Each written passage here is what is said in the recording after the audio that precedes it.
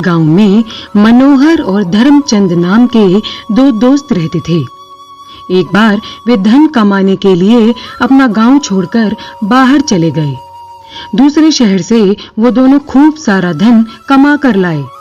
उन्होंने सोचा कि इतना सारा धन यदि घर में रखेंगे तो खतरा हो सकता है।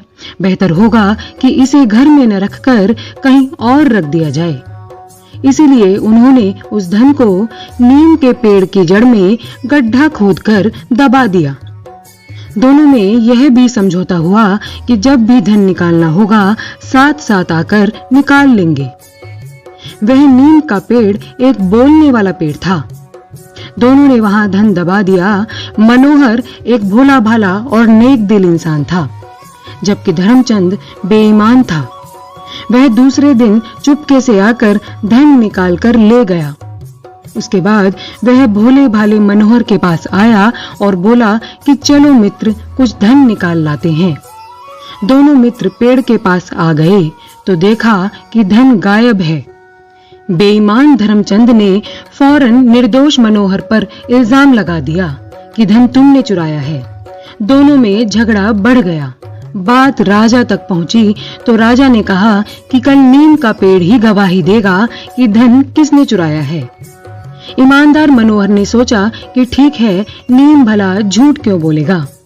बेईमान धर्मचंद भी खुशी खुशी मान गया। दूसरे दिन राजा उन दोनों के साथ जंगल में चले गए। उनके साथ गांव के अन्य लोग भी थे।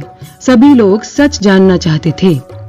राजा ने नीम के पेड़ से पूछा, हे नीम देव, बताओ धन किसने चुराया है, मनोहर ने या धर्मचंद ने? नीम के पेड़ से आवाज आई, धन मनोहर ने चुराया है।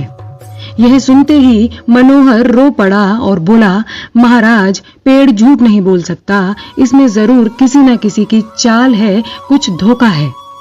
राजा ने पूछा, कैसी चाल? मनोहर ने कहा, मैं अभी सिद्ध करता हूं महाराज। मनोहर ने कुछ लकड़ियां इकट्ठी करके पेड़ के तने के पास रखी और फिर उनमें आग लगा दी। तभी पेड़ से बचाओ बचाओ की आवाज आने लगी।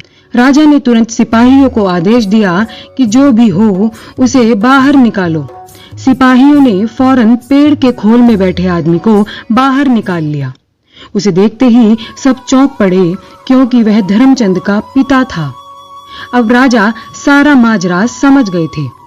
उन्होंने पिता पुत्र को जेल में डलवा दिया और उसके घर से धन जब्त करके मनोहर को दे दिया। साथ ही साथ उसकी ईमानदारी सिद्ध होने पर और भी बहुत सा इनाम व धन उसे इनाम स्वरूप दिया। बेईमान और धोखेबाज इंसान का अंजाम यही होता है जो धर्मचंद का हुआ। इसलिए हमें कभी भी धोखेबाजी या बेईमानी नहीं करनी चाहिए।